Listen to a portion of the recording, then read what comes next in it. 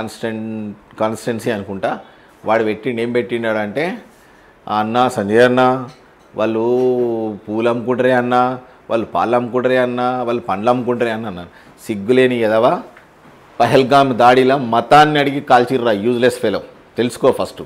నేను నీకు స్ట్రైట్గా క్వశ్చన్ అడుగుతున్నా, అరే యూజ్లెస్ ఫెలో సెక్యులర్ నా కొడుక, నేను నీకు చెప్తున్నా. ఏం చెప్తున్నానంటే నువ్వు విను, కరెక్ట్గా విను. మతం అడిగి అక్కడ కాల్పులు జరిపిరు. ఆ కాల్పులు నీ కుటుంబంలో ఎవడన్నా వస్తే నీకు ఆ బాధ తెలుస్తుండే.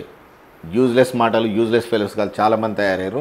దయచేసి నేను హిందువులను హిందూ బంధువులారా ఒకటే కోరుతున్నా, ఇప్పటి కనుక మనం ఐక్యం కాకపోతే ఇక జీవితంలో మీరు ఎప్పుడు ఐక్యత అనేది ఉండనివ్వరు కూడా.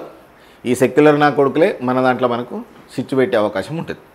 దయచేసి నేను ఒకటే చెప్తున్నా హిందూ బంధువులకు, ఎప్పుడైతే మన మీద దాడులు జరుగుతున్నాయో ఇప్పటికైనా మనం కళ్ళు తెరవకుంటే కళ్ళు మూసుకుంటాం. ఎట్లా మూసుకుంటామంటే అది శాశ్వత నిద్రలోకి వెళ్ళిపోతాం. దయచేసి ఇప్పటికైనా కళ్ళు తెరవండి. ఈ సెక్యులర్ బుద్ధిని పక్కకు పెట్టండి. సెక్యులర్ నా కొడుకులను కూడా పక్కకు పెట్టండి. వాళ్ళకి సహాయ నిరాకరణ చేయండి.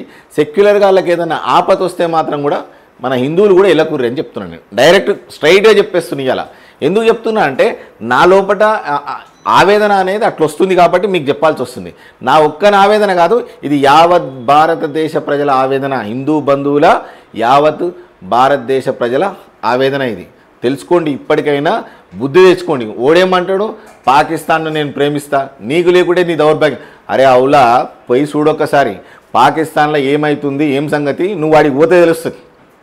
రాత్రి మిసైల్ పట్టేసుడు గాడికి పోయి తెలుస్తుంది. అవల మాటలు అవలా కానీ ఒక ఉన్నత స్థాయిలో ఉండి అవల మాటలు మాట్లాడుతున్నావు.